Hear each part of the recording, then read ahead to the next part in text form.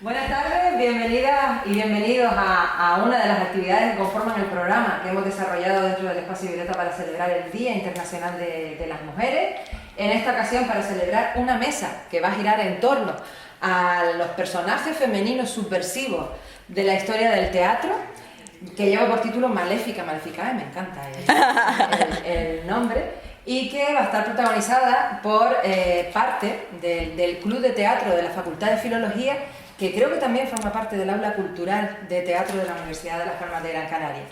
La mesa va a estar moderada por Elena Salido, a quien agradezco su participación una vez más en una actividad organizada por el Espacio Violeta. Y bueno, espero que podamos disfrutar, que seguro que sí, de lo que vamos a aprender hoy aquí, sin lugar a dudas. Muchas gracias. Muchas gracias a ti, muchas gracias a las personas que asisten hoy presencial y como siempre también virtualmente. Si les parece, voy a comenzar leyendo las bios de las ponentes de hoy. Voy a hacerlo en orden, así que voy a empezar por Carmen. Carmen Yester Ruiz es profesora asociada a tiempo parcial de la Facultad de Filología y de Traducción e Interpretación de la ULPGC.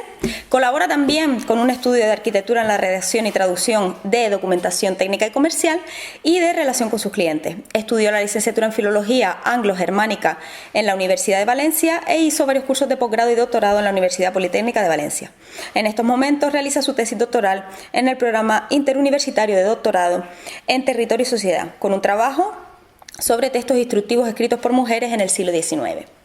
Formó parte de varios grupos de teatro joven y universitario en Valencia y colaboró en distintas producciones de la Generalitat Valenciana. A mi izquierda está Irene Sánchez Sánchez, que también es doctoranda de la Universidad de Las Palmas de Gran Canaria en cotutela con la Universidad Nacional de La Plata.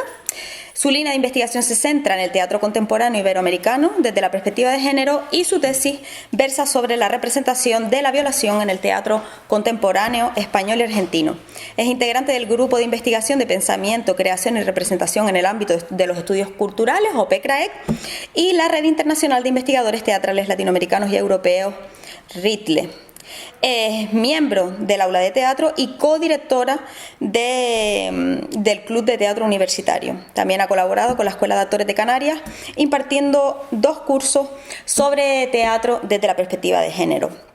Y por último, Melania a mi derecha, Melania Domínguez Benítez, que es doctora con honores en Filología Hispánica por la Universidad de Las Palmas de Gran Canaria, graduada en Lengua Española y Literaturas Hispánicas por esta misma institución, y habiendo cursado el Máster de Estudios de Literatura y de Cultura por la Universidad de Santiago de Compostela.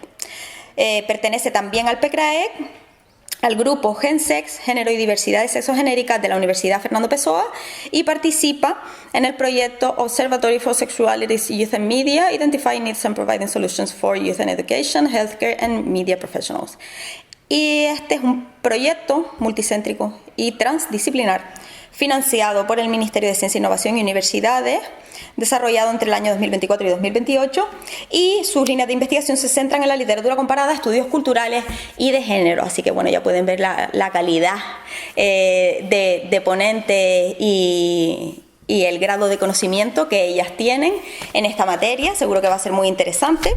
Si les parece, lo que vamos a hacer es comenzar un poco con la mesa, y si alguien tiene alguna pregunta o intervención puede ir haciéndola en el momento para que luego no pase esto de que parezca que ya hemos terminado con ese bloque y no tenga sentido la pregunta. Quería empezar, primero que nada, si les parece, por un poco definir qué entienden ustedes por la subversión o las subversiones. ¿Qué posibilidades de subversión hay en el teatro? No solo con los personajes, pero principalmente, porque es el tema de la ponencia, y a partir de qué procedimientos se pueden dar la resignificación, la reescritura, la importancia de la representación de ciertas identidades en el teatro, a través del guión, de las historias, de la acción teatral, en fin. ¿Qué entienden ustedes o qué posibilidades de subversión hay?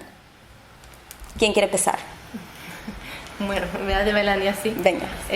Bueno, la palabra subversión obviamente significa muchas cosas dependiendo del contexto en el que se ponga. En el teatro, si hablamos de personajes, vendrían a ser estos personajes que rompen con la norma, que luchan contra las estructuras de poder que las oprimen, si pensamos en los personajes femeninos.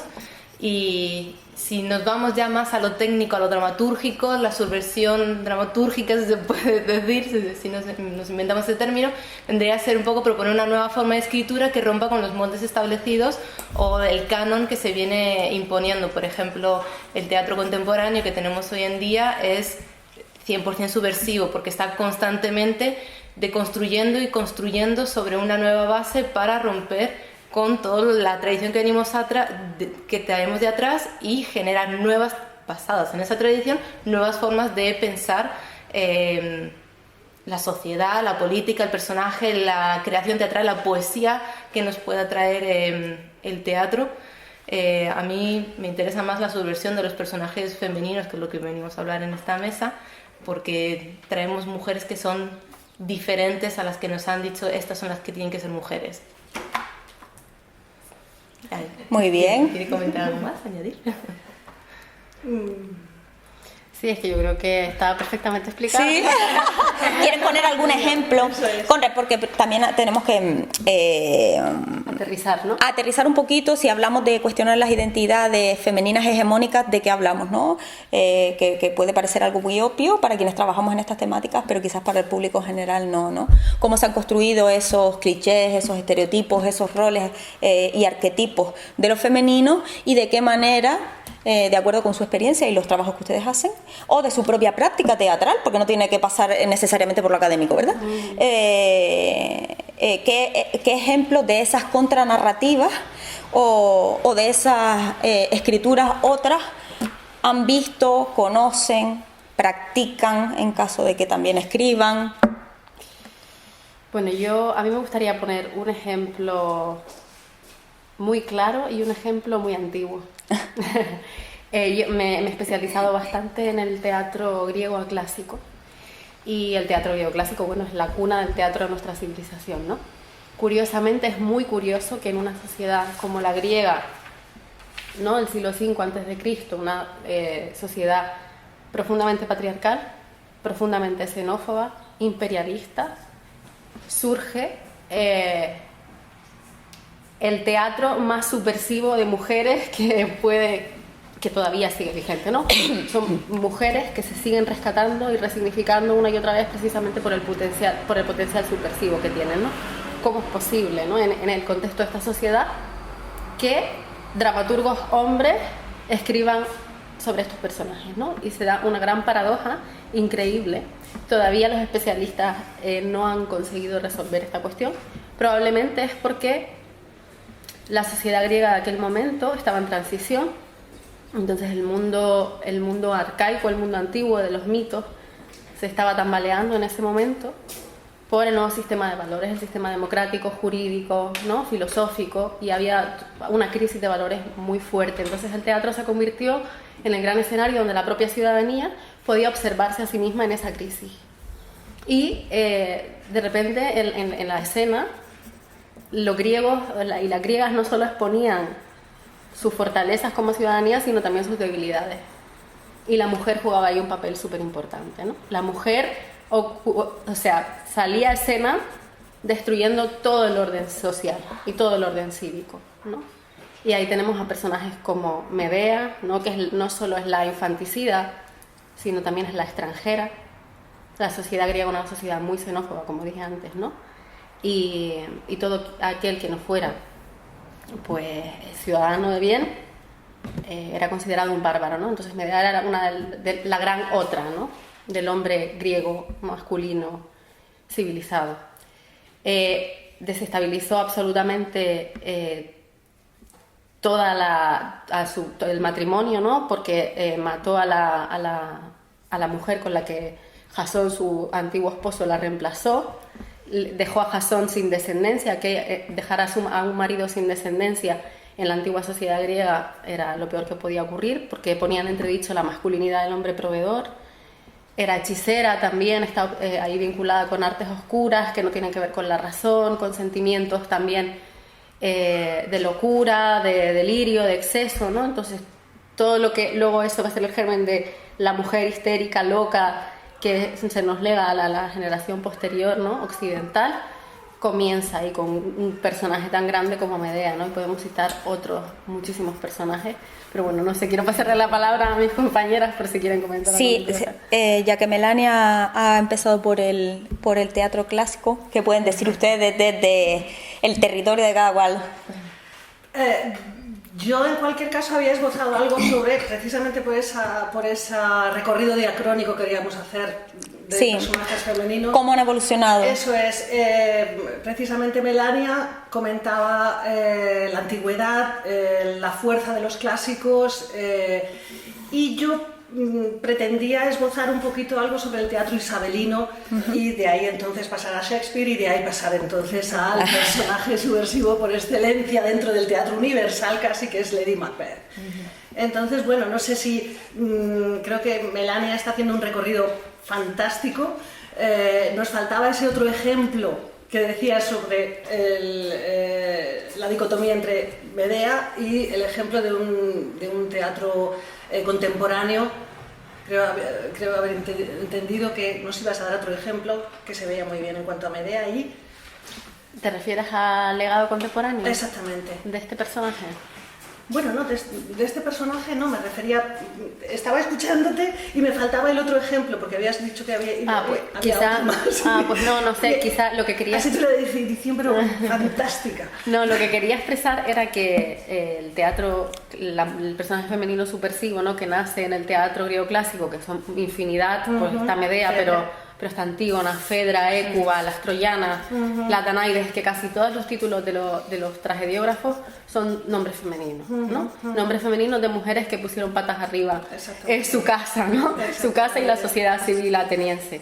Pero lo que quería decir, quizá no me expresé bien, es que estas mujeres han sido una y otra vez recuperadas a lo largo de los siglos, ¿no? Desde el siglo V a.C. hasta nuestro siglo absolutamente actual, ¿no? Podemos ir al Cuyás y podemos ver infinidad de representaciones de Medea, Antígona, no sé, y otras tantísimas. De Medea hay una obra argentina que se llama Lo mejor de mí está por llegar, que es del 2018-2019, que rescata el personaje de Medea, la idea, lo que decías tú, la extranjera, la bárbara, la hechicera, la infanticida, y nos lo lleva al terreno de una mujer víctima de violencia de género por parte de Jasón en un pueblito, una comarca o una villa de la provincia de Buenos Aires. La Limpia se llama, que ya el nombre también nos dice mucho. Entonces nos pone a dialogar la idea del personaje infanticida, que tanto la condenaron por eso, ¿no? Por matar a sus hijos, qué cosa tan terrible. En la experiencia de esta mujer que ha vivido en un continuum de violencia constante de todos los tipos, desde la violencia física, la psicológica, la sexual, todos los tipos de violencia, y ya termina diciendo, no puedo dejar a mis hijos con este monstruo. Y comete el infanticidio y así acaba la obra, corriendo ella por un spoiler total. Pero bueno, no está publicada.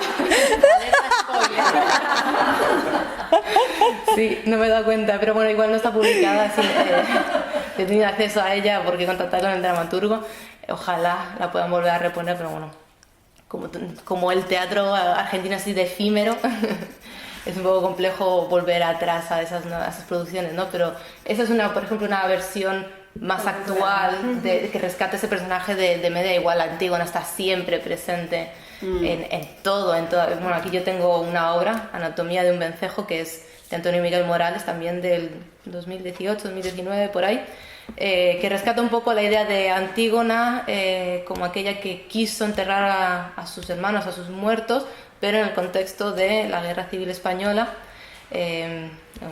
Una prisionera pues saca esa idea, ¿no? Extrae ese personaje para decir, yo nunca pude enterrar a mis muertos y ahora soy prisionera. Hablamos de personajes subversivos. Esta prisionera es un personaje completamente subversivo porque republicana, lesbiana, intelectual, comunista también, encerrada en la prisión, condenada a muerte. Justo también dialoga ahí un poco con el caso de las 13 rosas. Así que bueno, ahí estamos hablando de muchos personajes femeninos muy subversivos de la historia española, que tanto se ha ocultado y que en las últimas décadas está viendo ahí como un repunte del trauma que supuso ese conflicto en este país. Así que bueno, ahí contesto un poco a tu pregunta. Y nos hablas un poco de Macbeth. No, bueno, sí que yo precisamente para preparar esta conversación había pensado en Lady Macbeth como personaje subversivo universal. Y bueno, tenía pues aquí unos cuantos apuntes en cuanto al universo del teatro isabelino, ¿no? Al que pertenece esta obra. Y ese teatro isabelino, tal y como ya pasaba en la antigüedad, pues dominado por hombres, absolutamente el patriarcado dominaba absolutamente toda la situación y bueno, Lady Macbeth emerge como una figura totalmente disruptiva que desafía esos roles de género. Sin embargo, pues hay que tener en cuenta dentro del teatro isabelino y dentro del contexto histórico que había, pues que la mujer no tenía absolutamente ninguna voz, ni siquiera como pasaba en la antigüedad y como pasaba en Grecia. Los personajes femeninos se interpretaban por mujeres, no. Su papel en la sociedad era absolutamente nulo. Eran hombres quienes interpretaban esos papeles femeninos, ¿no? Entonces, que Shakespeare pusiera en boca de Lady Macbeth ciertas cosas realmente era subversivo. Porque Lady Macbeth se revela contra todo y la tachan de loca. Bueno, no es que la tachen de loca, es que al final enloquece completamente y su final es el de... También otro spoiler, pero bueno, supongo que Macbeth ya es tremendamente universal. Pues eso, ya en el último acto se dice que se suicida, ¿no? Entonces un poco pues... retoma absolutamente toda la antigüedad, todo ese discurso y lo que pasa es que lo decía en verso blanco, son unos versos maravillosos, es una obra fantástica y el personaje de Lady Macbeth creo que se come a Macbeth, por supuesto, no con maldad, no sé si con... También es como Medea, la bárbara, la infanticida, tal, pero Lady Macbeth, la manipuladora, la malísima, la que impulsa ese asesinato al rey de Escocia, pero no es así. Sí, es así, pero desde un punto de vista subversivo, pero por quitarse... despojarse de esos roles previamente impuestos por esa sociedad, como en el caso de Medea, como en el caso de Antígona, quiere desencorsetarse, ¿no? Y bueno, no le dejan, pero seguimos en el contemporáneo y vemos, por ejemplo, a Adela en la casa de Bernarda Alba, a la novia en Bodas de Sangre. Creo que volvemos, es el eterno retorno. El eterno retorno, sí. No llegamos a salir de ahí. No sé si a lo mejor porque Irene habías preparado más en cuanto al teatro contemporáneo y si llegamos a salir de ahí, ¿no? Porque estamos... No, creo que no. Creo que la idea de arquetipo, me voy a quedar con lo que dijiste, Elena, de la idea de arquetipo, del arquetipo femenino y del arquetipo del eterno femenino y la necesidad en la contemporaneidad ya muy ligada con la teoría de la praxis feminista, de deconstruirlo y volver a construirlo desde otros puntos de vista y otras miradas. Y ahora voy a traer otra referencia, Argentina por supuesto, que es Cristina Escofet, que para mí ella es la diosa de los arquetipos. Todas sus obras, este volumen que yo tengo aquí, Travesías Femeninas, se llama Travesías Femeninas, lo personal, lo confesional, lo político y lo histórico, trae 6 obras de 6 diferentes mujeres o parejas de mujeres, muchas de ellas mujeres de la historia, y examina el arquetipo femenino a través de esas mujeres. Y tiene a una, Encarnación Ezcurra, yo siempre digo Ezcurra, pero no, Encarnación Ezcurra, que fue la mujer de Juan Manuel Rosas, un revolucionario, y ella, bueno, tuvo muchísima influencia en esa revolución que él fraguó. También es una mujer que está entre la odiada y la amada por todo lo que sucedió, por todo lo que supuso esa revolución, que fue bastante terrible, un dictador, mucho terrorismo de Estado. y ella la define como la Lady Macbeth rioplatense. Aquí lo estaba leyendo el otro día. Entonces creo que esos arquetipos que nos va trayendo la historia del teatro, ¿no? Desde lo clásico, bueno, desde lo más clásico, desde la tragedia griega, pasando por el teatro isabelino, el siglo de oro español y bueno, todo el teatro mundial, aquí porque estamos un poco europeizados y más Latinoamérica también, pero si nos ponemos a investigar en el teatro africano o asiático, seguramente que hay también esos arquetipos resurgen también más ligados con su cultura, ¿no? Y llegamos al teatro contemporáneo que se está haciendo hoy en día, pues esta obra también es de las últimas décadas, y se repiten constantemente, estos personajes aparecen reescritos de otra manera, con otra cara y otro cuerpo, en este caso el de Encarnación Oscura. Luego tenemos, por ejemplo, a Trinidad Guevara, también, que era una actriz uruguaya, que a ella la llaman la Ana Bolena rioplatense, también, que se rebeló contra el rey, ¿no? En este caso ella se rebeló contra el poder que la criticaba constantemente por ser esa actriz, bueno, que no se metía dentro de lo que tenía que ser una actriz del siglo XIX en Uruguay, sino que rompía con todo, tenía relaciones extramatrimoniales, rompía con todo el protocolo social que podía haber, entonces era muy criticada en ese sentido, pero también era una actriz sublime, ¿no? Entonces ahí siempre nos trae Escofet estas mujeres que están como en un espacio liminal entre la amamos y la odiamos.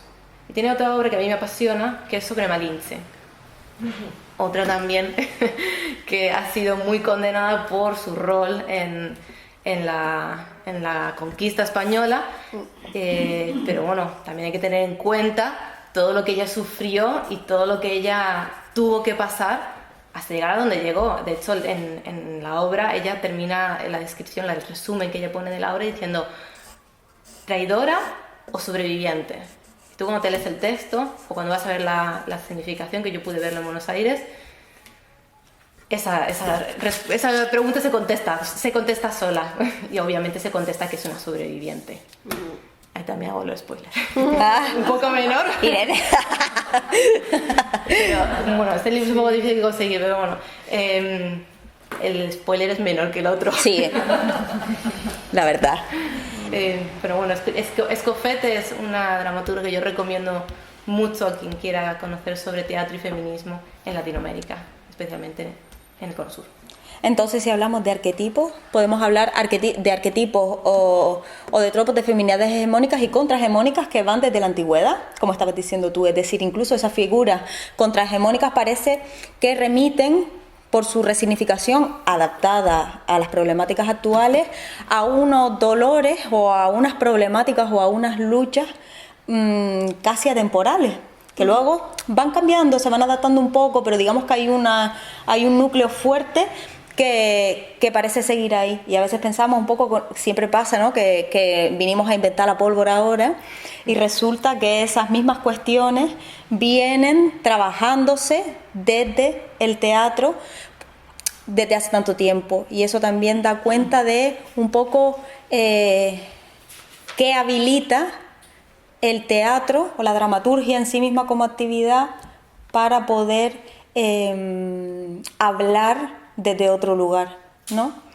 En cuanto a lo que decías de las críticas que había recibido esa actriz y demás, les quería preguntar sobre qué consecuencias o qué represalias puede tener el invocar estos discursos, de estas contranarrativas a través del teatro, bien sea en cuanto al texto, bien sea en cuanto al trabajo actoral o incluso al acto de dramaturgia en sí mismo, de escribir las obras. Es decir, esto supongo que, como ocurre en otras disciplinas artísticas, no sale gratis. Y muchas veces eso puede ser penalizado bien por la propia industria, bien por la financiación, que al fin y al cabo muchas veces es un elemento clave a la hora de poder producir obras, o incluso desde el propio público, ¿no? Siempre existe un horizonte de expectativas que viene ya muy construido y que, al romperse de forma muy drástica, hace que el público no siempre reciba bien, al menos en su momento o en el momento contemporáneo a la obra en sí misma, hace que no se reciba siempre bien y sea rescatada posteriormente en otro momento histórico en el que sea más fácil de digerir. ¿Conocen ustedes, han oído hablar de este tipo de casos? No sé, ¿nos pueden compartir alguno quizás? Sí, yo conozco varios. De hecho, por ejemplo, la propia Cristina Scofield fue criticada con su obra Malinche porque ella hizo una ficcionalización de la infancia. Cuenta un poco la historia de la vida de Malinche y la primera parte de la infancia, obviamente, los datos que tenemos son crónicas que, bueno, vayas a saber cuánta literatura hay en esa crónica. Cuánto es verdad y cuánto es ficción, posiblemente la mayoría sea ficción. Entonces ella ficcionalizó la infancia y... ¿Puedo hacer otro spoiler? Sí, ya estamos, en el burro a reburro. Sí, nos cuenta ahí una relación un poco erótica con su mejor amiga, un poco... Entonces fue criticada un poco por eso, ¿no? ¿Cómo va a ser la Malinche lesbiana? Bueno, y ella dijo, bueno, ¿y qué más da? Pues esto es ficción, yo estoy escribiendo sobre un personaje histórico desde la ficción para contar una historia y repensar precisamente ese personaje, ¿no? Y bueno, hoy en día también diríamos que a quien habla de quien no se quiere hablar, los cancelan. Claro. Si tienes un proyecto que habla de tal cosa, depende de donde tú lo mandes, la convocatoria a que tú lo mandes, tienes que ir eligiéndolas, ¿no? Entonces un poco cuando uno va mandando convocatorias en los ayuntamientos, tiene que saber de qué partido es cada ayuntamiento, porque así vas a saber si lo van a programar o no. Exacto. Es así de triste, pero es así funciona la producción teatral hoy en día. Hay que llamar a mucha gente y decir, yo tengo este proyecto que habla de tal persona, bueno, ahora no, quizás en el futuro. Y es por eso. Porque... No vale con la voluntad de...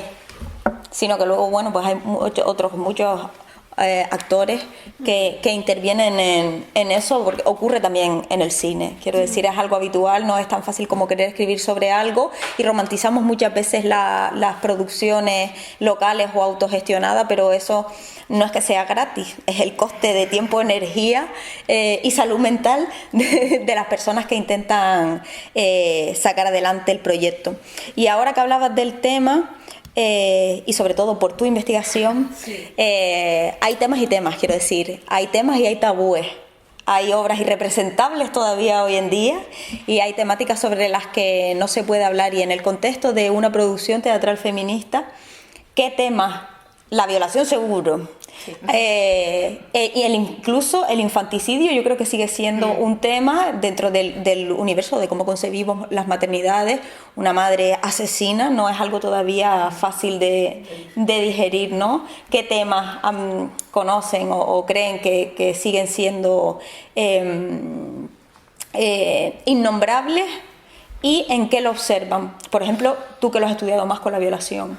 Bueno, la violación, por supuesto, es un tabú muy grande. Ahora se está rompiendo mucho con el tabú, especialmente aquí en España, por todo lo que supuso el caso de la manada, el cambio de la ley, etcétera. Y bueno, también están saliendo muchos casos a lo ancho del planeta por el Me Too. Pero si nos vamos a antes del 2018 o incluso antes del 2015 con el Ni Una Menos, la violación era un poco ahí como alguno te lo metía por ahí, pero... cuanto menos te cuente mejor, y si es fuera de escena también, y a lo mejor te lo describo como si fuese un encuentro así como pasó y ya está, y pasamos página. Anteriormente hay pocas dramaturgias que se centren en la violación. Me refiero a violación cuando estamos aquí hablando, no digo violación por ejemplo en contexto... en los contextos bélicos, que eso sí se denuncian desde hace muchas décadas. Creo que el teatro clásico grecolatino lo denuncia constantemente. Me refiero un poco a la violación, la que vendríamos a decir, por ejemplo, la violación marital o la que sucede en un acontecimiento social, por ejemplo, ¿no? Ese es un tema. La maternidad que tú trajiste también el infanticidio es un tema que se trata muy poco. El abuso sexual a los menores está saliendo mucho ahora, pero también hay que cogerlo con pinzas. Es que en el teatro creo yo que sí es verdad que hay una cierta diferencia con respecto a otros medios, sobre todo audiovisuales, que con el montaje puedes dar a entender muchas cosas sin realmente tener que representarlas. Pero ¿cómo representas una violación o un abuso sexual a un menor o a una menor en escena? quiero decir, es una cosa muy violenta de recibir desde el punto de vista del público. Supongo que habrá mecanismos, ¿verdad? Pero de entrada, digamos que con respecto a otros medios, es muy real. Yo creo que ahí está. Yo creo que esto es una pregunta hasta ética y estética, porque cuando quieres representar la violencia, tú puedes elegir cómo representar esa violencia. De hecho, creo que esta es una pregunta feminista, porque tú puedes decidir representar una violencia sexual desde una mirada patriarcal o de una mirada feminista. Y probablemente si representas una violencia de una mirada feminista, en el teatro lo harás cuidando que no se produzca una revictimización. Y sin caer en la pornomiseria. Entonces, seguramente idearás mecanismos de representación que tengan que ver con una estética del cuidado y toda una serie de cuestiones. Más metafóricos, ¿no? Sí, por eso a veces es un poco no solo incluir los temas, sino cómo. Exactamente. Y eso me remite a la mirada patriarcal. Esto es una cuestión que también desde el cine se ha hablado mucho, si existe una mirada o una escritura patriarcal y si, por lo tanto, incorporar ciertas temáticas o incorporar un cupo de actrices es suficiente, si al final la óptica desde la que se escribe sigue siendo patriarcal. No me refiero solamente a hombres, sino a la mirada patriarcal en general. Y eso, por ejemplo, sí que podría influir mucho en la decisión de cómo abordar estéticamente o cómo de explícito o cómo de morboso sea eso, ¿no? ¿Creen ustedes que existe esa mirada y cómo se manifiesta? Y no, en todos estos niveles, porque por ejemplo en las decisiones estéticas, que es algo de lo que hasta ahora tampoco habíamos hablado mucho, cómo de arraigado está y cómo se manifiesta. Luego entraremos en la industria, pero por ahora en esos planos... Es que yo por supuesto creo que hay una mirada patriarcal, por supuesto creo que nadie se puede encontrar en este momento ajeno a esa mirada, incluso aunque estés trabajando y seas feminista, creo que puedes tener esa mirada. Sí. Porque hay cuestiones que han quedado al margen de la mirada patriarcal históricamente, que no se han representado y por lo tanto ni siquiera las puedes imaginar, ¿no? Entonces, la cuestión de lo que queda fuera de la mirada patriarcal hay que inventarla, hay que refundarla, hay que colocarla en el centro de la escena. Y hay muchísimas cuestiones que desde los orígenes, desde el teatro griego, ¿no? Se colocaron al lado del cajón de la feminidad, ¿no?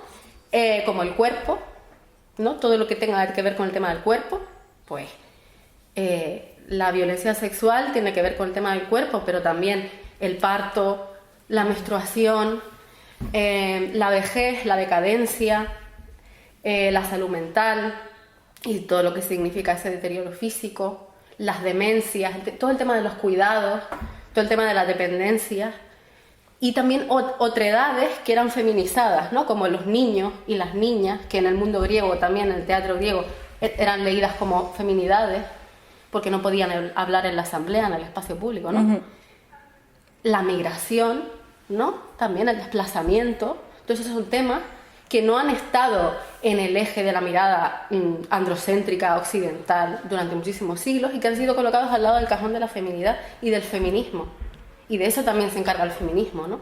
Es decir, de ampliar nuestra representación, nuestra capacidad de imaginar quiénes somos nosotras y nosotros como seres humanos. Claro. Y entonces eso también tiene que ver con lo que tú estás planteando, ¿no? Sí, eso me lleva precisamente a algo que tenía aquí anotado, que era preguntarles un poco sobre personajes femeninos y feminizados, es decir, más allá del sujeto hegemónicamente construido mujer, en el que yo por supuesto incluyo mujeres cis y mujeres trans, qué lugar han ocupado esas identidades sexoafectivas otras. Y cuando hablamos también de una mirada feminista o de una mirada patriarcal en el teatro y hablamos de personajes femeninos y hablamos de mujeres, siempre cabe la pregunta de qué mujeres hablamos. Es decir, al final ¿realmente se incluye esa mirada feminista que tú dices para todas las mujeres o se refiere esencialmente a las mujeres cis, hetero, blancas, occidentales? Es decir, ¿qué cabida, qué representación tienen las mujeres racializadas, las mujeres migrantes? No solo en personajes, en actrices, en producción, en todo lo demás. Que ustedes conozcan. Sé que tú has trabajado o has investigado también sobre algunas obras africanas, ¿verdad?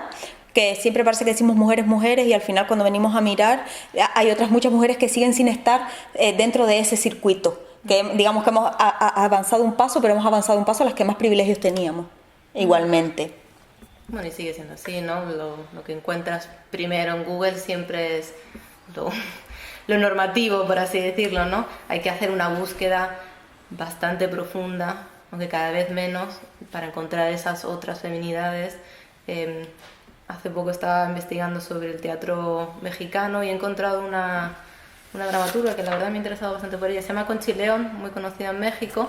Ella es de Yucatán, entonces ella trae siempre a la escena sus raíces mayas y muchas de sus obras es sobre las mujeres y la experiencia de la mujer maya en la actualidad, no en el momento precolombino. No hace falta que nos vayamos a lo precolombino. Ella las trata como de hoy, porque lo vive, porque ella es eso, ¿no? Su teatro es testimonial, su teatro es autoficción y también es documental, con lo cual ella trae a la escena su entorno y a sí misma y casos que suceden alrededor de donde ella produce, donde ella crea. Tiene una obra que se llama Mestiza Power, que es, creo que de la más famosa que ella tiene, que está ya traducida, por supuesto, a montones de idiomas, entre ellos en inglés, como no podía ser otro. Y habla sobre precisamente la idiosincrasia. Ella dice, habla de la idiosincrasia femenina en la cultura maya actual, desde el punto de vista testimonial. Y tiene otra que también me parece muy interesante, que se llama el manantial del corazón, también de corte testimonial, y habla en este caso de la maternidad de la mujer indígena actual. Y me parece precioso hablar no solo de la maternidad, sino cómo se viven unas maternidades otras que también están muy en el punto de mira de esa mirada patriarcal, ¿no? Hoy en día ser madre es que estén constantemente diciéndote lo que tienes que hacer, eso estás haciendo mal. Todo lo que hagas lo estás haciendo mal. Incluso los médicos y las médicas te van a decir, eso está mal. El niño no lo pongas a dormir así, ponlo a dormirlo así, no le des a comer esto, dale a comer lo otro, no puedes comer esto, no puedes hacer esto, no puedes ir aquí. Y dices, jolín, cuando mi madre fue madre, podía comer jamón serrano. Hoy no puedes comer jamón serrano. Cuando mi abuela fue madre, pues a saber cómo fue madre, ¿no? Te pones a mirar hacia atrás y dices, ¿cómo ha cambiado el discurso de la maternidad y la influencia que tiene el patriarcado sobre eso, ¿no? Y luego eres madre, otro tipo de madre, y también te dicen, no, porque ese tipo de madre subversiva tampoco está bien. Entonces ahí... Y las maternidades se viven desde sus propias cosmovisiones. Eso sí. Yo creo que también seguramente se puede ver en el relato. Las poblaciones indígenas muchas veces tienen incluso desde sus relatos cosmogónicos organizaciones diferentes de todas estas instituciones, entre ellas las familiares, en las que además el territorio es muy importante, y a la hora de pensarse muchas veces vemos que incluso, y esto ha ocurrido siempre en la recepción de literatura, de la literatura, por poner un ejemplo, amerindia, en la que la temporalidad es circular, es cíclica, ¿no? En la que la persona no se piensa desde la individualidad y desde la hora, sino desde el principio del linaje o del grupo. Entonces todas esas cosas se tienen que reflejar de una manera o de otra, todos esos elementos de la cosmovisión se tienen que reflejar seguramente en todas esas obras. Y aunque es muy obvio para nosotras que eso es así, igual que siempre ha habido una discusión fuerte entre el papel o no de la política en la literatura, como si pudiera haber una literatura no política, supongo que ocurre lo mismo en el teatro, ¿no? Tenemos que centrarnos en la forma, tenemos que centrarnos en la estética. ¿Creen ustedes que todavía hoy sigue aludiéndose a la separación de la política y del arte, que es una discusión antiquísima? Ya se ha hablado de todas las maneras posibles. Yo personalmente siempre he pensado que en todas estas cosas, evidentemente política, una visión política hay, política politizada, desde que lo personal es político, el espacio público todavía lo es mucho más. Muchas veces ese querer desvincularse, digamos, del discurso político, que puede venir un poco por el desconocer el propio discurso y una falta de autorreflexión que es peligrosísima, o desde el no querer decir desde dónde se habla. Y el lugar de enunciación en el arte es poderosísimo, por el poder precisamente que tiene el arte, no solamente de reflejo, sino pedagógico y de construcción performativa de la realidad. Entonces, ¿han oído ustedes eso? ¿Siguen dándose esos debates? ¿O se dan solo cuando una obra es abiertamente o se cataloga como política o como feminista? No sé, en su experiencia. Hombre, yo precisamente cuando estabais hablando sobre la financiación y cómo el que haya un partido político u otro depende de sacar un proyecto adelante, es una noticia del 7 de marzo del nuevo espectáculo de Albert Boadella. Albert Boadella era un subversivo. Se supone que els joglars y todo el teatro catalán, Teatre Lliure, y Albert Boadella, ese nuevo espectáculo muestra cómo una mujer se reconstruye tras ser agredida sexualmente, ejercitando hábitos especialmente vinculados a su condición femenina. La violan y le dicen, bueno, pues ahora haga yoga, relájese y vaya a recoger a los niños. Eso Albert Boadella. En una producción financiada por la Comunidad de Madrid. Claro, es que te echas las manos a la cabeza, por eso precisamente desde donde se enuncia, esperas una denuncia o un... si antes ha sido un antes y un después de la manada, pues ahora va a haber un antes y un después. 2025 está significando un antes y un después de todos estos discursos, de lo que nos espera, ¿no? Es muy peligroso, ¿no? Es importante, entonces, creo yo, reflexionar sobre el lugar de enunciación en la práctica. Yo creo que es muy importante siempre reflexionar, y más si eres una creadora o un creador, reflexionar desde el lugar donde estás creando. Y al mismo tiempo, creo que a veces hay momentos en que hay quienes necesitan replegarse, porque vivimos un momento muy violento, muy polarizado, donde significarse puede tener consecuencias, ¿no?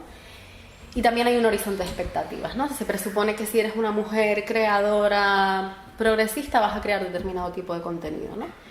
Y a veces, como mujer creadora, pues no te apetece significarte tanto ni exponerte tanto. Uh-huh. Y es legítimo. Claro. Hay una actriz, Carolina Yuste, que acaba de ganar el Goya por La Infiltrada, que dijo, tiene un discurso muy político, ¿no? Es una activista, ¿no? Por los derechos de las personas trans, por ejemplo, ¿no? Muy visible, muy visibilizada. Pero ella dijo en una entrevista, a veces no me apetece que me pregunten siempre sobre lo mismo, que estén esperando de mí este discurso, porque ya solo el hecho de presentarme como mujer, actriz, sobreviviendo en este ya mundo, es politizarse. Es un peso, ¿no? Incluso a veces ser una mujer negra, actriz, sobreviviendo en películas que no te racialicen todo el rato, wow, ya es un ejercicio de activismo político, ¿no? Claro. Entonces, yo creo que hay que siempre situar y ser compasivas y compasivos en el mundo del arte, ¿no? Y no exigirnos lugares de enunciación concretos, ¿no? Sino, bueno, por lo menos intentar ensanchar y habitar otras miradas que no han sido tradicionalmente habitadas de una forma lo menos violenta posible, ¿no? Sí, por supuesto. De hecho, yo creo que suele ocurrir que desde que alguien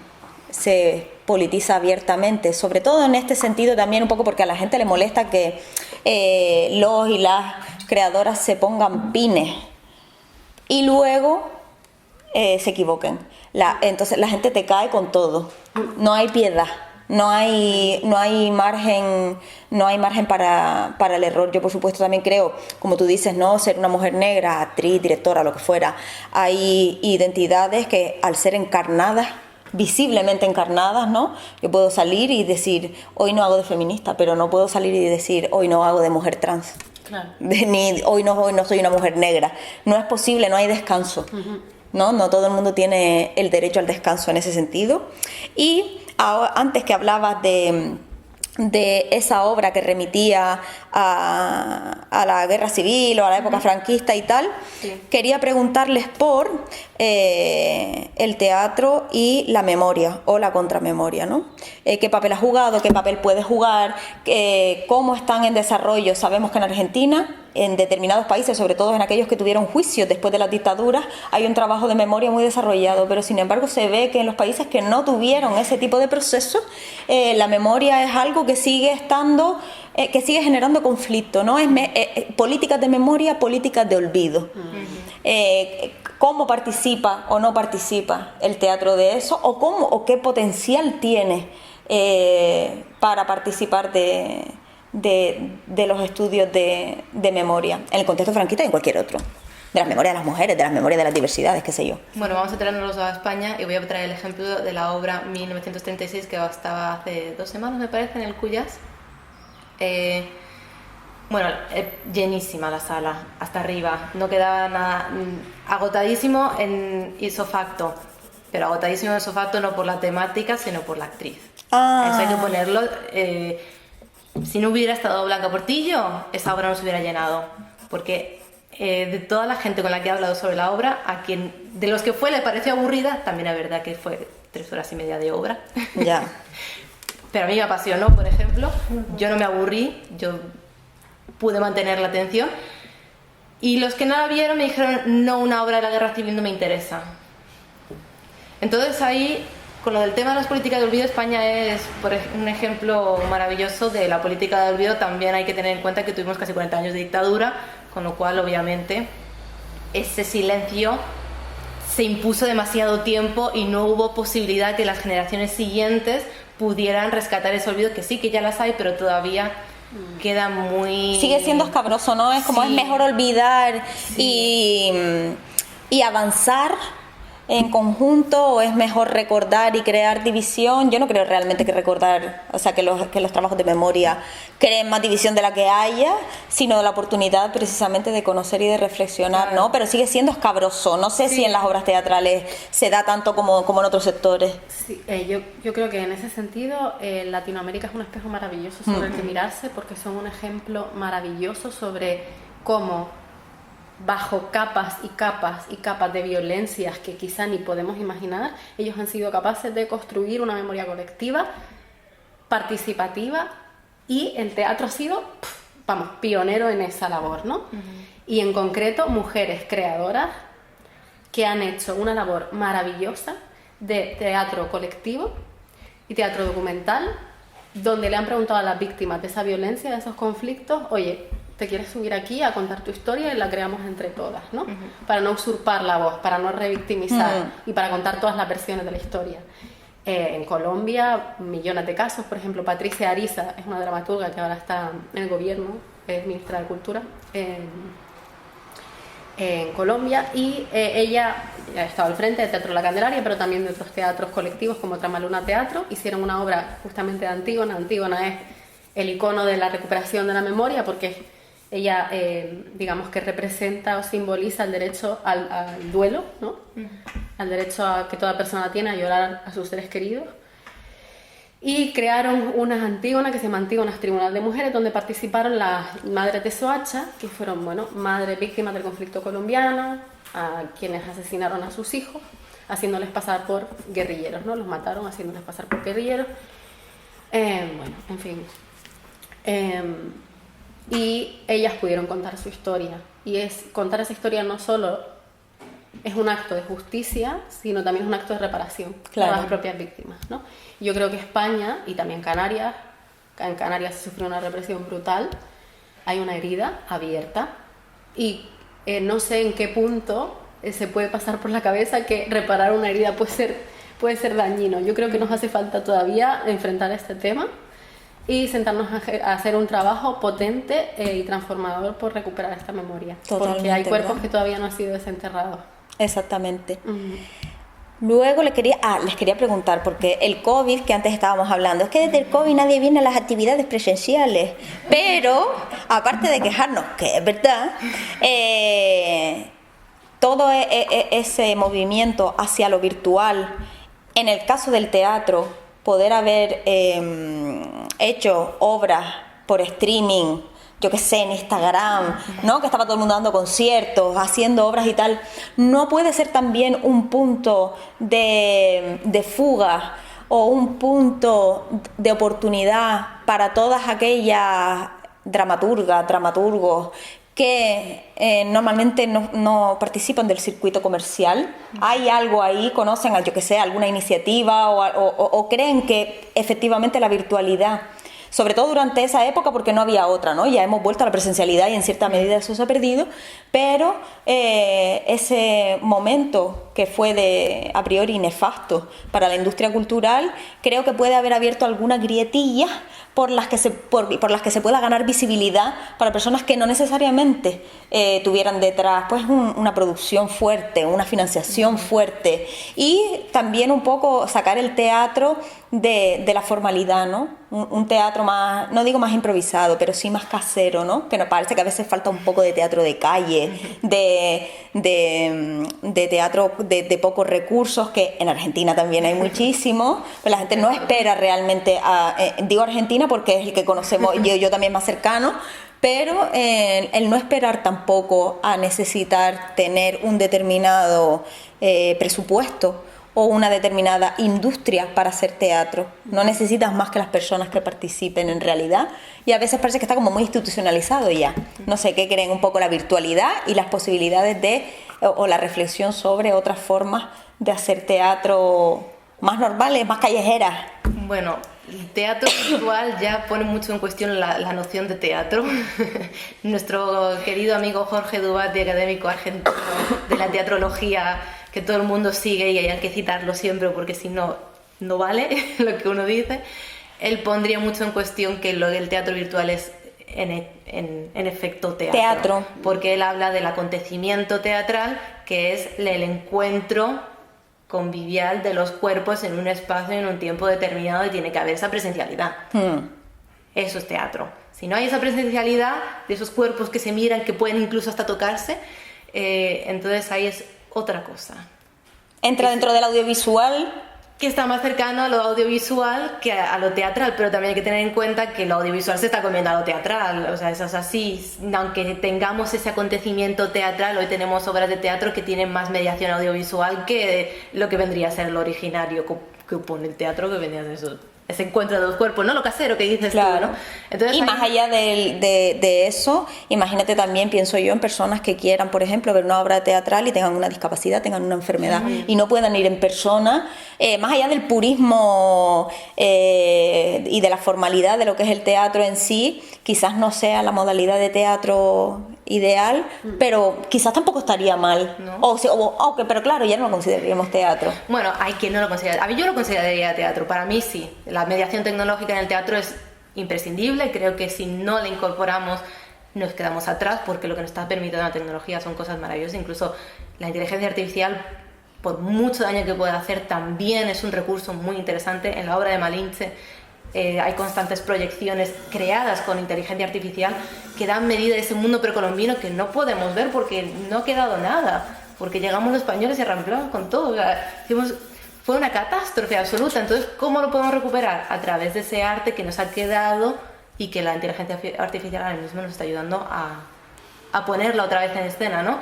Entonces sí, teatro virtual para mí es teatro. Para Jorge Dubati no lo sé, habría que volver a preguntarle. Lo siento, Jorge. Jorge, si nos estás viendo, Jorge, puedes venir a discutir.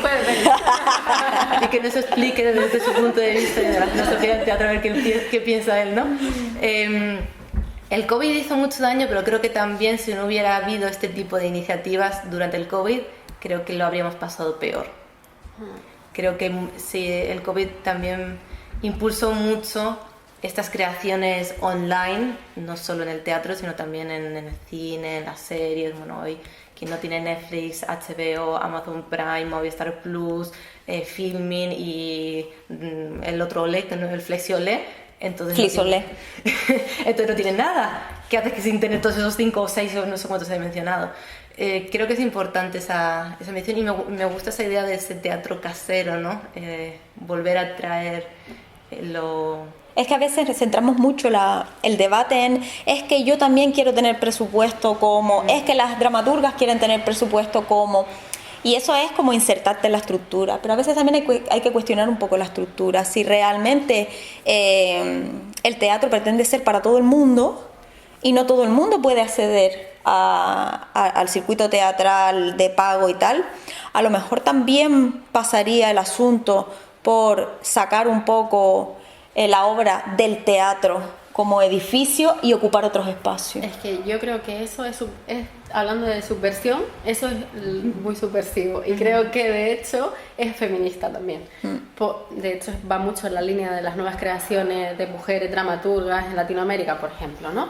Que pretenden frente al teatro de autor individual, encorsetado en los circuitos oficiales, ¿no? De circuitos oficiales de exposición en grandes salas teatrales con grandes producciones, grandes asistencias técnicas, económicas de todo tipo. Es un teatro en circuitos mucho más precarizados, más colectivizados, donde no importa tanto el medio como la voluntad de juntarse, crear y contar. Y que el teatro sea otros espacios, eso, de la vida cotidiana. Que no sean jerárquicos, ¿no? Exactamente, ni que sean de la vida cotidiana, ¿no? Que no haya esa diferencia tan estricta entre lo formal y lo no formal, ¿no? Y eso creo que... A lo mejor por ahí... Sí, y un poco también quería reivindicar la corporalidad del teatro, pero no romantizando, ¿no? Sino precisamente ahora aterrizando en nuestra realidad del club de teatro, ¿no? Y en las ganas que también hubo en la pandemia, ¿no? La pandemia sirvió en un punto que estábamos todas ahí, ay, cuando nos desconfinen, cuánto vamos a salir y cuánto nos vamos a juntar con nuestras amigas, ¿no? Y toda luego... esa hambre que había de bares y no sé qué y tal, vale, toda esa cultura, ¿no? De juntarse. Pues el teatro amateur y el teatro universitario, el teatro en las aulas, es una oportunidad maravillosa para juntarse, y el entusiasmo de las personas que se juntan siempre en los círculos se nota y es una gasolina y es maravilloso. Y convocar a gente creando, haciendo cosas sin esa necesidad de que sea un producto perfecto, acabado, mainstream, es que tiene un potencial colectivizador necesario en un sistema absolutamente individualista, capitalista. Total. En ese sentido que nos atomiza y nos separa como colectividad, ¿no? Entonces el teatro es una convocatoria para hacer de la vida comunitaria, de la vida comunitaria que se está deshabitando muchísimo. Lo que nos da pie a hablar del club de teatro. Inviten. No estaba pensado. Espacio de publicidad. Venga, Irene, que a ti se te da bien. Club de teatro es la nueva creación de aula de teatro. No, el club de teatro es, bueno, realmente es el producto de lo que Melania y Naira, que hoy que no está aquí porque está en Chile, disfrutando del sol.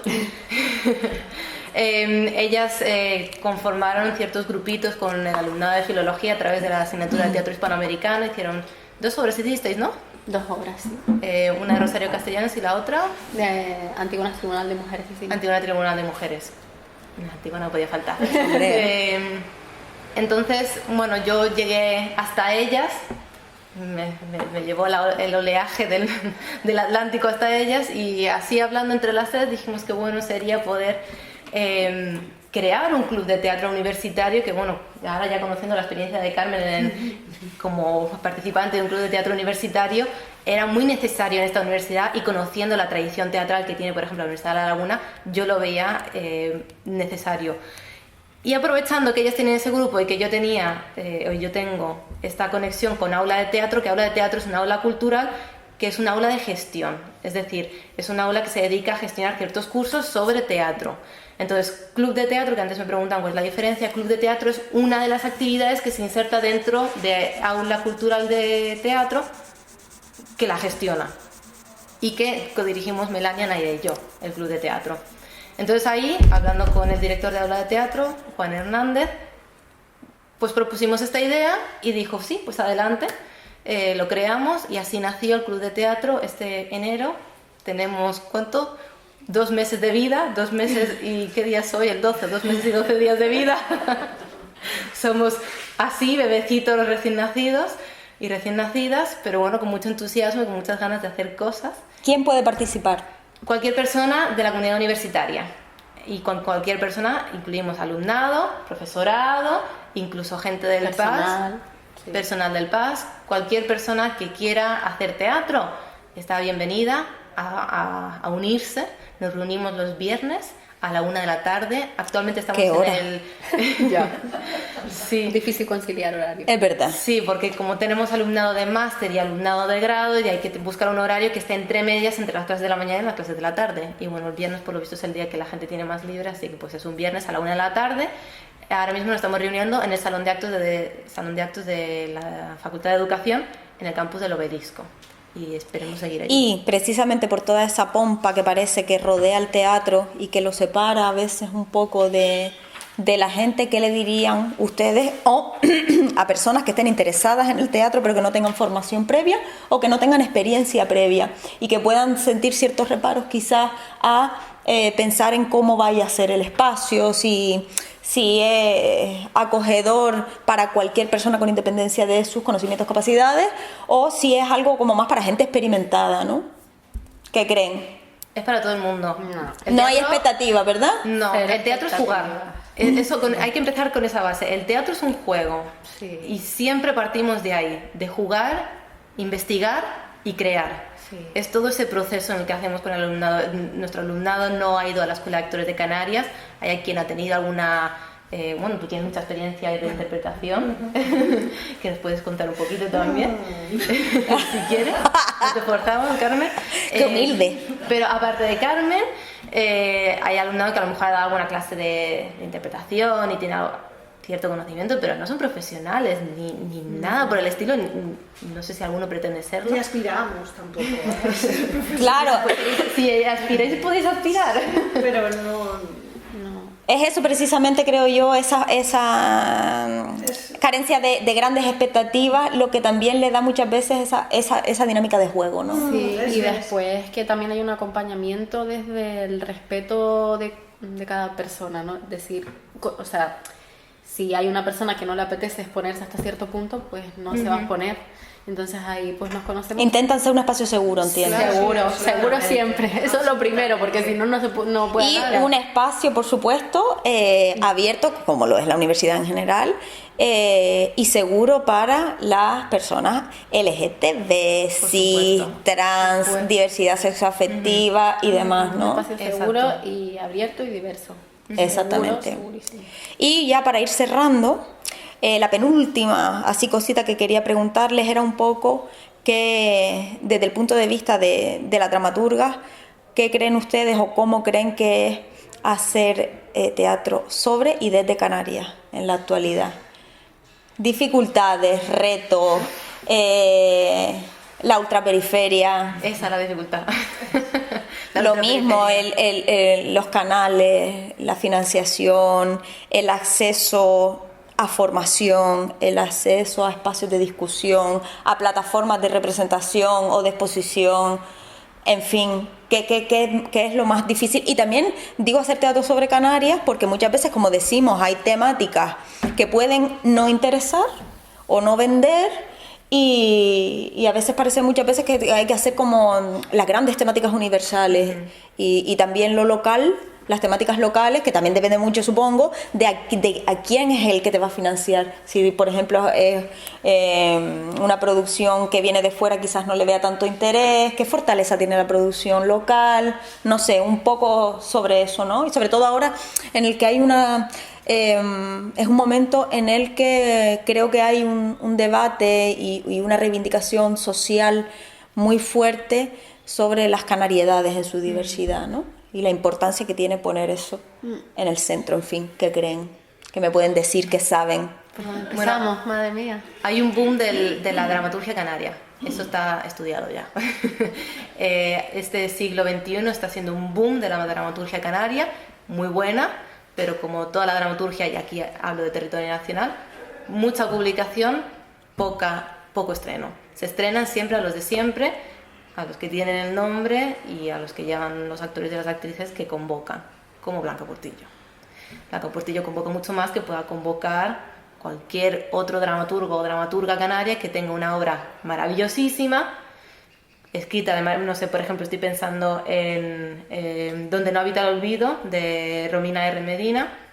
Ella se considera medio canaria, medio madrileña, también porque ha habido mucho en Madrid, pero bueno, porque ella ha estado en Madrid también ha tenido soporte Claro. para ahora venir a Canarias y traer una obra sobre las Y capital social, Es decir, porque te puedes relacionarte de otra manera.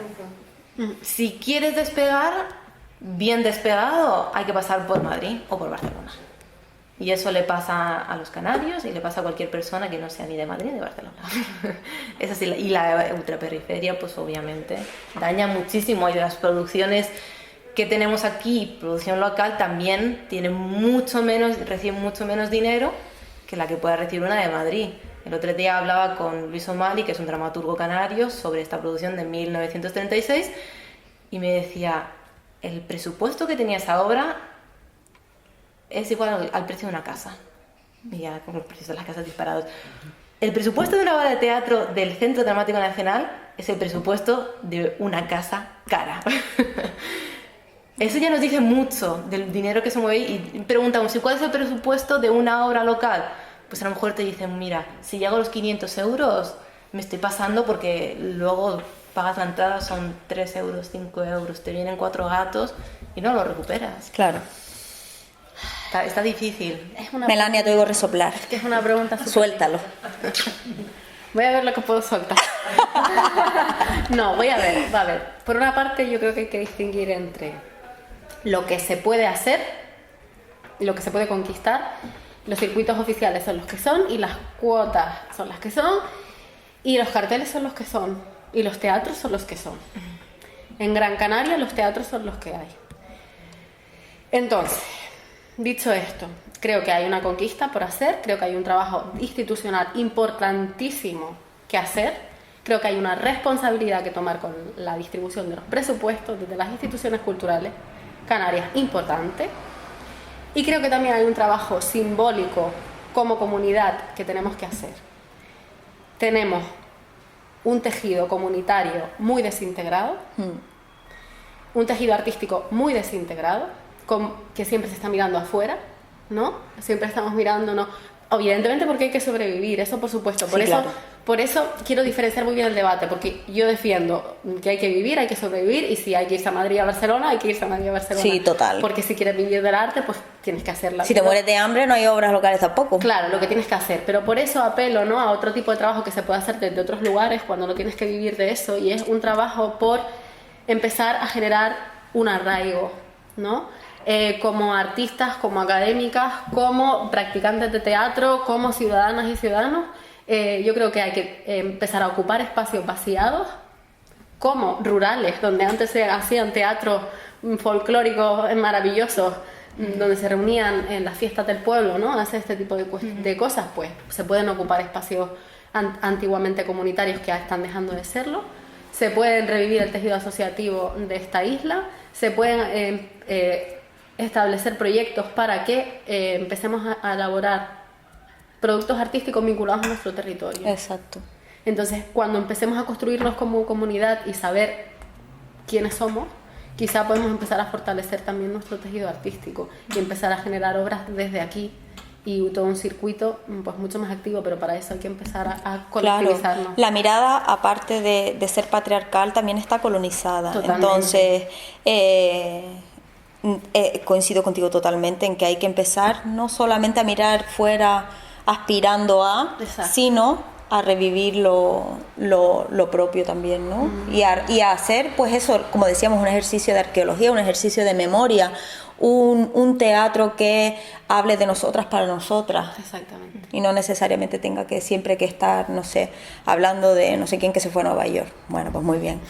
Sabes que está bien, estupendo, pero también cualquier tema local tiene el mismo valor artístico.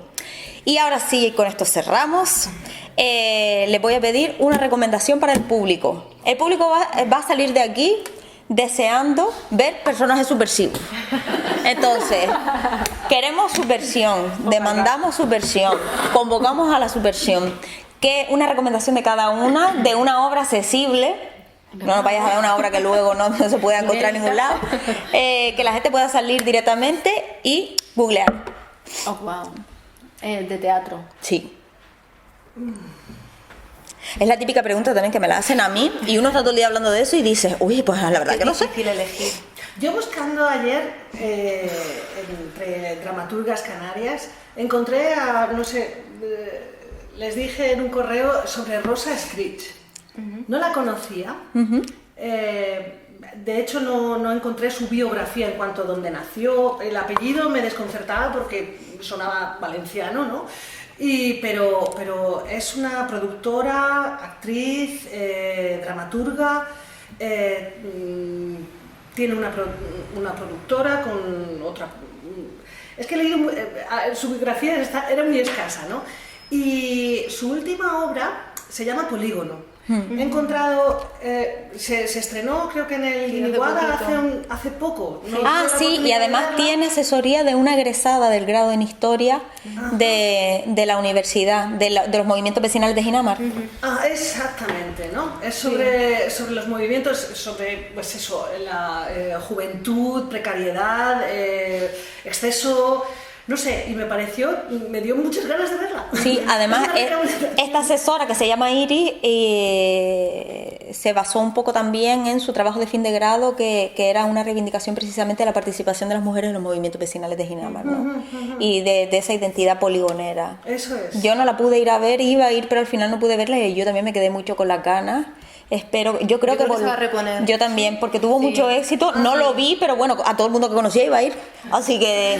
Pues capaz esa es mi recomendación porque me llamó mucho la atención. Sí, a lo mejor le podemos decir también que venga al Espacio Violeta, ¿no? Sí. Si nos ves también, aquí estamos suponiendo que nos está viendo todo el mundo. Pero invitada está a que venga a presentar la obra y aquí con cualquiera de estas estupendas moderadoras. Venga, Irene, mójate. No sé, yo me traigo unos libros que yo tengo en mi casa. Si tengo que elegir de los accesibles, tengo 3, pero todos de ellos están escritos por hombres y no querría poner a la mujer. Iciar Pascual es muy accesible, ella tiene una obra que se llama Eudi, que habla sobre, es una obra de un personaje real, era futbolista del equipo de fútbol nacional de Sudáfrica y ella fue violada por una manada de hombres, y cuando digo una manada de hombres creo que eran entre 20 y 30, de los cuales creo que procesaron como 4 o 5 de ellos y la mitad quedaron absueltos y luego después de la brutal violación la mataron, la dejaron tirada en un arroyo en los arrabales de Sudáfrica. Y esta obra es muy poética, tiene la estructura de una tragedia.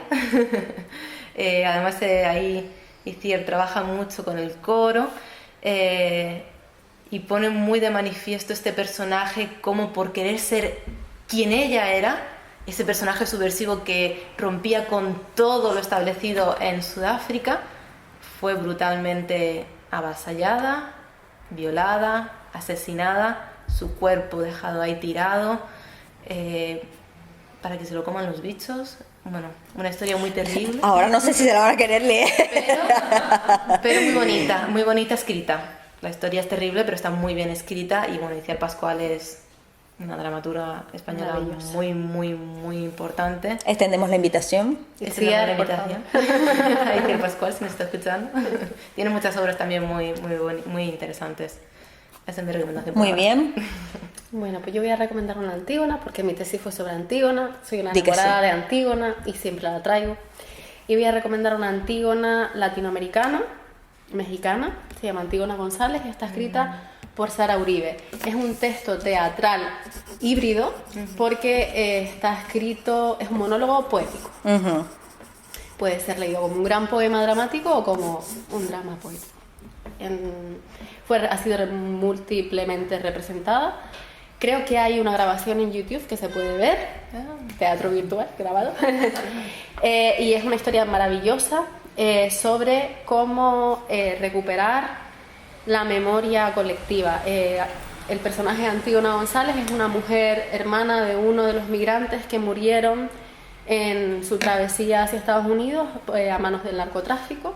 En una masacre terrible que hubo en San Fernando, asesinaron a una serie de migrantes, encontraron sus cuerpos y la escritora Sara Uribe, que tenía un encargo de escribir una Antígona por otra historia, se sintió conmovida porque en su ciudad, en el norte de México, en Tamaulipas, nadie habló de los cuerpos de los migrantes. Entonces dijo, ¿qué pasa si mi Antígona quiere reclamar el cuerpo de su hermano, que es un migrante de San Fernando. Entonces recuperó todos los testimonios de las familias, en notas de prensa, de las familias de los migrantes que fueron a reconocer los cuerpos, las incluyó allí, estableció un diálogo entre la ficción poética de este personaje con un montón de Antígonas latinoamericanas, con la Antígona de Sófocles, también las metió allí. Dialogan. Sí, hizo una copia, un pega, un tráfico de textos maravilloso, los puso a dialogar y creó una obra colectiva estupenda, Antígona González. Qué maravilla. Además es un tema que está en completa vigencia, con Trump en Estados Unidos, sí, con todo el tema de las migraciones y el vuelco a la derecha de la política, no solo estadounidense, porque a veces pensamos que Trump, pero realmente todas las políticas occidentales se están basando un poco en los pasitos que van dando para ir legislando en esa dirección. Y en estos días recuerdo que hubo un hallazgo en México, no sé si era en Jalisco, de como un rancho con unos crematorios colectivos, sí, bueno, unos desastres. Sayas Valencia habla mucho sobre toda esta temática, y Rita Laura Segato, así que lo pueden leer en combinación. Y nada, yo creo que con esto acabamos esta charlita de tarde de miércoles sobre teatro. Y les tengo que agradecer, por supuesto, su participación, su colaboración. Recordar siempre que el Espacio Violeta está abierto a iniciativas y propuestas de la comunidad. Y, por supuesto, a todas las personas a las que hemos invitado hoy de renombre, que pueden venir si quieren. Y muchísimas gracias a todas las personas asistentes, a la virtualidad también, que no les olvidamos. Y esperamos verles en el próximo acto, ¿de acuerdo? Muchas gracias. Gracias.